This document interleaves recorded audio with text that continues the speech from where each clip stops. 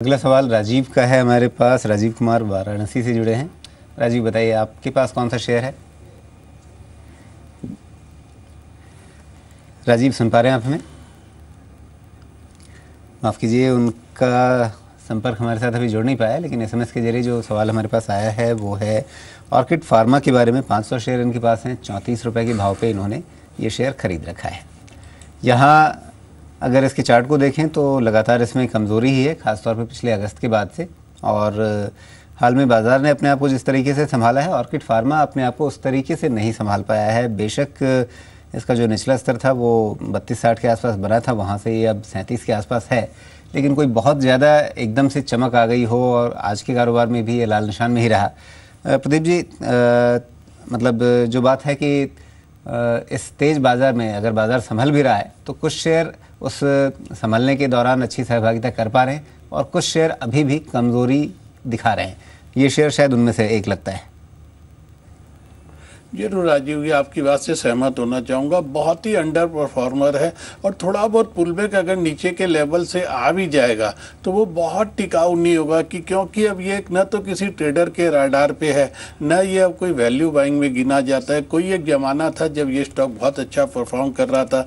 अभी इसमें कई तरीके से अपने बिजनेस को डाइवर्सिफाई करने के बाद अब इसके फंडामेंटल्स भी बहुत स्ट्रांग नहीं रह गए हैं। तो मेरे हिसाब से कोई भी उछाल में आपको मौका मिलता है तो यहाँ से निकलिए। बाजार जिस तरीके से पलटी खाया, अभी भी बहुत से स्टॉक आपको ऐसे मिल जाएंगे जहाँ पे आपको इस नुकसान को भरपाई करने की जगह मिल जाएगी। वो थोड़ा होमवर्क कीजिए, आपको दूसरे स्टॉक अच्छे जरूर मिल जाएंगे। जी, अब अगला सवाल हमारे पास आया है प्रसाद शिगवान का, मुंबई से। प्रसाद जानना चाहते हैं अशोक लेलैंड के बारे में। इनके पास जो खरीदारी है वो 7000 शेयरों की है। काफ़ी अच्छी क्वांटिटी इन्होंने ली है और लगभग 92-80 का इनका खरीद भाव है। तो जो खरीद भाव इनका है प्रदीप जी, वो तो बिल्कुल जो मौजूदा स्तर है उसके आसपास ही है। अभी थोड़ा सा मुनाफा इन्हें दिख रहा है, लेकिन जहाँ तक इसके चार्ट की बात है तो पिछले काफ़ी समय से, कई महीनों से ये जिस रेजिस्टेंस जोन के पास जाकर के रुकता था वहाँ एक बार फिर से पहुँचता हुआ दिख रहा है। तो एक हल्का फुल्का मुनाफा लेकर के इन्हें जल्दी से निकल जाना चाहिए रेजिस्टेंस लेवल्स के पास, या फिर इंतजार करना चाहिए नए ब्रेकआउट का? देखिए, नया ब्रेकआउट आना थोड़ा मुश्किल है क्योंकि पिछले 2-4-6 महीने से ही देख रहे हैं आपने जैसा कहा, स्टॉक 95, 97, 98 तक जाते जाते दम निकल जाता है। दूसरी एक बहुत अच्छी विशेषता है कि नीचे कहीं भी ये 85, 82, 86 को बहुत रेस्पेक्ट भी दे रहा है। तो एक रेंज में ही अटका हुआ है चूँकि आपकी क्वान्टिटी बहुत बड़ी है। और मेरे को नहीं लगता है जब तक कोई बहुत बड़ा चेंज इस सेक्टर के अंदर में नहीं आएगा तब तक लीलैंड 100 रुपये को पार करने में बहुत दिक्कत आ जाएगी। तो आप अपने स्ट्रेट को, बहुत बड़ी क्वांटिटी भी है, आप मैनेज कीजिए। स्टॉप लॉस तो बहुत नज़दीक है लेकिन वो भी करीब करीब 7-8% नीचे आता है।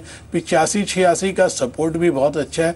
वेट कीजिए, एक आध दिन में अगर ये 95 को नहीं पार कर पाता है तो या तो कुछ क्वांटिटी कम कर लीजिए या कहीं और स्विच ओवर करने की सोच सकते हैं।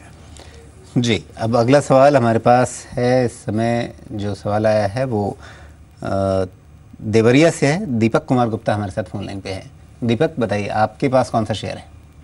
हमारा नाम। जी दीपक, पूछिए अपना सवाल। हेलो। हाँ दीपक बताइए। हाँ सर, मैं दीपक गुप्ता बोल रहा हूँ देवरिया से। जी जी। मैंने 10,000 शेयर लिया है जेपी एसोसिएट का जी 710 में जी। तो उसमें क्या करना चाहिए मुझे?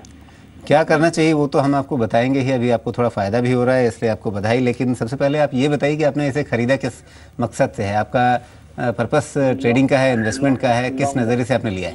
इन्वेस्टमेंट है। इन्वेस्टमेंट के लिए। तो फिर इन्वेस्टमेंट के लिए मेरा एक बुनियादी सवाल होता है कि भाई आपने इस शेयर को, इस कंपनी के कामकाज को अच्छे से देख समझ लिया है, या फिर ख़रीदने के बाद इस बारे में सोच रहे हैं कि भाई हमने सही फैसला किया है, गलत कर लिया? नहीं, खरीदने के बाद मैंने ये सोचा है सर। एक्चुअली मैं जेपी एसोसिएट में ही काम भी करता हूँ जी। तो मैंने सोचा कि इससे लो तो नहीं जाएगा। जी चलिए, अच्छी किस्मत की बात है कि आप ठीक ठाक फ़ायदे में हैं। मतलब जो आपकी ख़रीदारी है उसके हिसाब से परसेंटेज गेन आपको थोड़ा सा हो रहा है, इसलिए आपको बधाई। लेकिन एक बुनियादी चीज़ हमेशा याद रखिएगा कि अगर आप निवेश के नज़रिए से कोई शेयर खरीदते हैं तो ख़रीदने से पहले उसको परखिए, खरीदने के बाद मत पूछिए कि हाँ ये फैसला सही था या गलत था। खैर प्रदीप जी, क्या लग रहा है? एक यहाँ भी एक चलिए निचले स्तरों को बचा करके रखने की ये कोशिश कर रहा है शेयर, लेकिन आगे इनकी किस्मत इतना साथ देगी या फिर से धोखा देगी? देखिए, अभी तो किस्मत साथ दे रही है, ये मुनाफा ले लेना चाहिए। जो भी मिल रहा है 4 आना 8 आना जो भी मिल रहा है परसेंटेज टर्म में बहुत अच्छा मिल रहा है। जेपी एसोसिएट्स में आप खुद काम कर रहे हैं तो हम लोगों से ज़्यादा तो आप समझ रहे होंगे कंपनी के हालात क्या। एक के बाद एक एसेट्स बिकती चली जा रही है, उसके बाद भी स्टॉक में फिर बचेगा ही क्या। एक तरफ से आप एसेट बेच दीजिए, एक तरफ से कर्जा घटा दीजिए, एक दिन ये होगा ना एसेट बचेगी ना कर्जा बचेगा, उस दिन आप करेंगे क्या। तो मेरे हिसाब से ये स्टॉक आज के दिन तो इन्वेस्टमेंट के लायक नहीं है। जब तक कंपनी में बहुत बड़ा टर्न अराउंड बहुत अच्छी बातें नहीं आती है तब तक ये स्टॉक इन्वेस्टमेंट के लायक नहीं है। मैं आपको यही सलाह दूंगा, आप इस स्टॉक से निकल जाइए।